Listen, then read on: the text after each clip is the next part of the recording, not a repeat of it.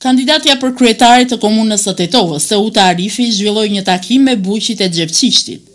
Në këtë takim u diskutua për problemet e menaxhimit të kanaleve për ujitje, subvencione bujqësore dhe pikat grumbulluese dhe nevojat e bujqve për të kryer me sukses angazhimet e tyre. Problemi do me thënë është i sistemeve të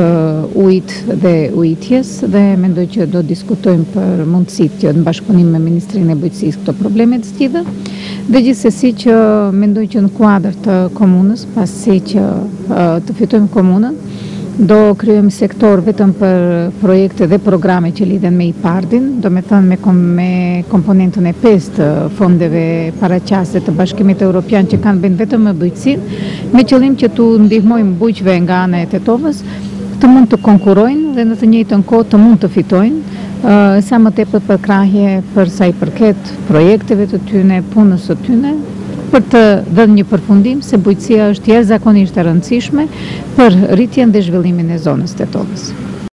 Në kuadër të seksionit për zhvillim ekonomik do të themelojë Departamenti për Zhvillim Rural, i udhëhequr nga kuadro profesionistë, të cilët do të kenë për detyrë nxitjen e aktivitetit bujqësor, ngritjen e kapaciteteve bujqësore dhe lehtësimin e zhvillimit të bujqësisë për palët e interesuara, theksoi Arifi.